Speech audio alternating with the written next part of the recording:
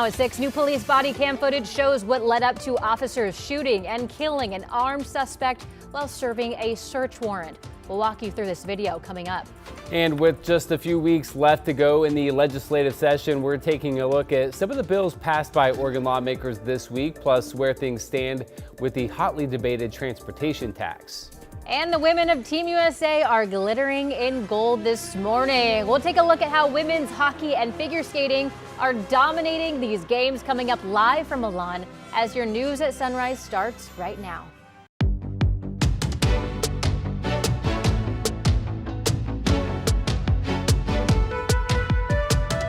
Good morning, and thank you for joining us on your Friday. I'm China Green. And I'm Matthew Herchick. It only comes out on Friday. This is very Vanna White of you. Only on Fridays. Ron Hill and Chris Biggett is standing by with a look at a pretty favorable Friday forecast. Gentlemen, come on, let's try this. You guys ready? It's Friday. Oh, I love the support from you guys. My boys. Let's get you out the door this morning. It's chilly. We have a mixed bag of generally temperatures in the mid-30s, and other areas are 30, 32. And of course, those spots are frosty and potentially a little slick out the door. 36 at McNary Field as we look at our state capitol. It's a mostly cloudy morning. There are some breaks being reported, but this looks really solid, the overcast from the top of the Wells Fargo building. Actually, Portland, a couple hours ago was down to 34, and now as the clouds have thickened, the temperatures actually popped up to 38 degrees. So if that trend continues, we won't have that many frosty spots. This shows Battleground is freezing, Scappoose is freezing, Forest Grove is right there at 33. There's Dallas at 31, Estacade and Silverton and Corvallis all reporting some frosty spots. So they are out there. Temperatures near freezing to above out the door. Will be dry today. We'll open up at least some sunbreak activity at times. Another cool day, mid-40s to maybe 47 when the kids get out of school. Here's Chris. I apologize for that, Rod. I got my traffic box got stuck here for a second. I wanted to start off with this, and I apologize for the darkness on the camera there. The Clatskanie School District right now running on a 2-hour delay, so heads up in Columbia County for that. Meanwhile, back to our freeway drive. Locally, we're generally in pretty good shape out there. Friday morning commutes typically start a little bit later. As well, and I don't have any major trouble, but I do want to take you down to Marion County. I-5 northbound in the Brooks area. We've got a crash near milepost 266. ODOT reporting one lane blocked and traffic is backing up towards Perkins Road. So as you make your way northbound out of Marion County, we've got some local slowing there. Guys, we'll keep you posted. Chris, thank you.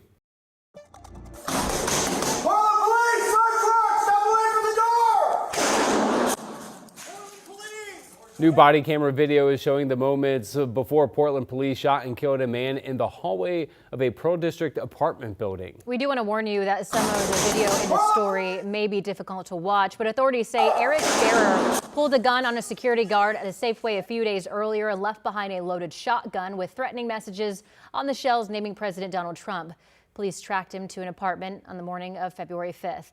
They then evacuated the floor before using gas to force him out of the unit. Officers say the suspect came out holding a handgun, which a video showed laying on the floor after the shooting. We're about to show you the moment the officer fired his gun, but you won't see Scherer getting hit. Hey, let me see your hands. Come out with your hands. Point a gun at me. Point the gun at me. Rarely have I seen a more textbook use of force and a more textbook justification of a use of force, not in my recent memory. So that was a former lieutenant with the NYPD and a professor of police science at John Jay College who reviewed the video for us. The DA's office also ruled that the use of deadly force by the officers in this case was justified. In an update, Portland police have arrested the man accused of stalking and sexually harassing Portland Community College students 4 times over the last month.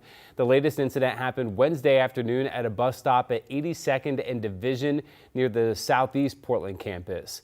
Police arrested 37-year-old Abdi Wahid Dahir Yusuf Thursday afternoon. Court records shows Yusuf was arrested back in November for a similar incident at the same bus stop. He pleaded not guilty in that case. We are about halfway through Oregon's legislative session. And lawmakers have plenty of bills they're hoping to pass this session. Sunrise reporter Thomas Schultz joins us now. Thomas, bring us up to speed on some of these bills that are in the works. Yeah, guys, there's a couple bills that I want to focus on here. The first would increase the penalty for making a false report, which is called swatting. So these are things like hoaxes and fake active shooter threats or bomb threats, and those would be increasing their penalties to now be classified as felonies.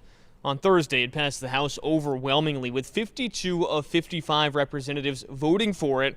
Now it moves on to the Senate. The second bill is House Bill 4091 to protect state authority over the Oregon National Guard.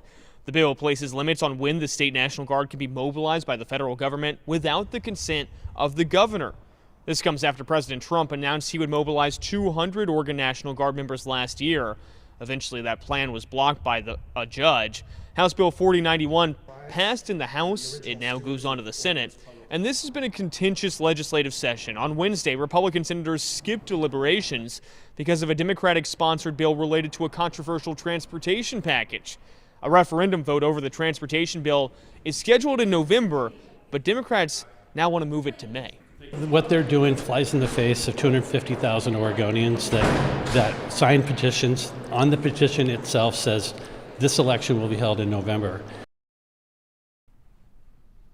Now, Democrats have long argued that this funding is vital for ODOT's budget. They also add that by moving the referendum to May, it allows voters to voice their opinions more quickly. Matthew, China.